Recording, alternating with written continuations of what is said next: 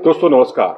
जब भी champions trophy का जिक्र होता है और खास तौर पर पाकिस्तान में जब जिक्र होता है तो ये कहा जाता है कि जो आईसीसी है वो एक मूक दर्शक बनकर रह गई है या और बीसीसीआई के हाथ में ही सारी पावर है और उसको जो है आईसीसी की तरह तरह से आलोचना की जाती है।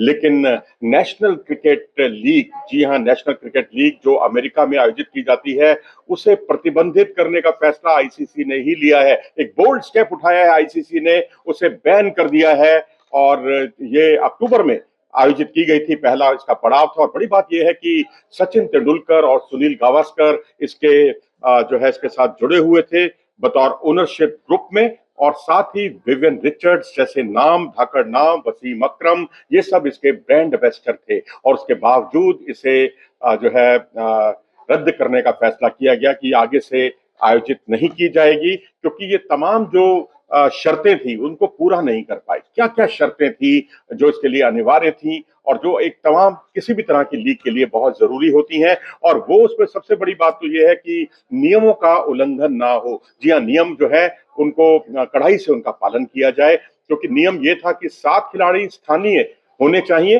और 4 खिलाड़ी आप बाहर से ले सकते हैं, विदेशी खिलाड़ियों को रख सकते हैं। लेकिन यहाँ 6 से 7 विदेशी खिलाड़ियों को टीम में शामिल किया गया। तो ये प्लेइंग 11 में, तो ये एक तरह से नियमों का साफ तौर पर उल्लंघन था। और दूसरा, जो ड्रॉप इन पिचों का यहाँ इस्तेमाल किया गया वो बहुत खराब थी। बहुत ही आपको याद होगा टी20 वर्ल्ड कप में भी इस तरह की पिचों का इस्तेमाल किया गया था, जो स्तरीय तो बिल्कुल नहीं थी, लेकिन यहाँ तो बहुत खराब थी और ये कहिए कि बल्लेबाज के लिए परेशानी का सबब बन सकती थी।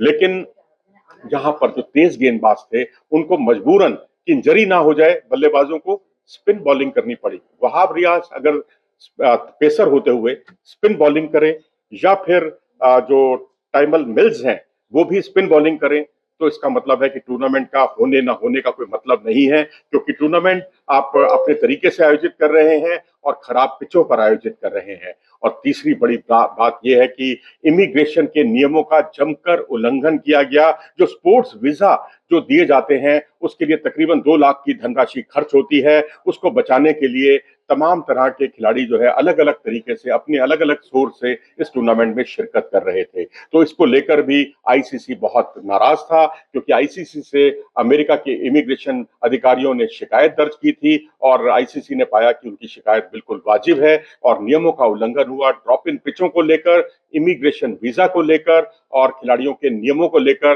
जिसमें प्लेइंग 11 में 6 से 7 विदेशी खिलाड़ियों को रखा जाना नियमों के बिल्कुल विरुद्ध था, बिल्कुल खिलाफ था। शिकागो क्रिकेट क्लब जो है वो विजयी रही, चैंपियन बनी। और मजे की बात यह है कि उसके जो कप्तान थे वो रॉबिन उथप्पा थे, 2007 के टी20 वर्ल्ड कप विनिंग टीम के सदस्य, और वेंकटेश प्रसाद इस टीम के कोच थे। और दूसरा स्थान अटलांटा किंग्स को हासिल हुआ, जिसमें एंजेलो मैथ्यूज टीम के कप्तान और ब्लेयर फ्रैंकलिन जो है कोच थे। तीसरे स्थान पर रही लॉस एंजलिस वेबिस, जिसमें शाकिबुल हसन कप्तान और मिकी ऑर्थर टीम के कोच, मिकी ऑर्थर जो पाकिस्तान के भी कोच रह चुके हैं। चौथे पर टेक्सास ग्लैडिएटर्स, जिसमें शाहिद अफरीदी और मोइन खान की जोड़ी थी, शाहिद अफरीदी कप्तान, मोइन खान कोच। और उसके बाद 5वें नंबर पर जो ये टीम थी उसमें शिकागो तो खैर विजयी रही है, और न्यूयॉर्क लॉयंस, जी हाँ, सुरेश रैना इस टीम के कप्तान थे और सनत जयसूर्या टीम के कोच थे। और 6ठे नंबर पर रही अंतिम स्थान पर डलास लॉनेस्टार्स की टीम, जिसमें दिनेश कार्तिक टीम के कप्तान और विवियन रिचर्ड्स टीम के कोच थे। तो अब ये मानकर चलिए कि जहां सख्त कदम उठाना है वहां आईसीसी ऐसे सख्त कदम उठाने से पीछे नहीं रहती, और कोई भरोसा नहीं कि आने वाले समय में चैंपियंस ट्रॉफी को लेकर भी कोई सख्त कदम आईसीसी की तरफ से देखने को मिले। हम तो यही उम्मीद करेंगे कि सब कुछ ठीक ठाक चले और सख्त कदम उठाने की नौबत ही ना आए। फिलहाल इस पेशकश में इतना ही। नमस्कार।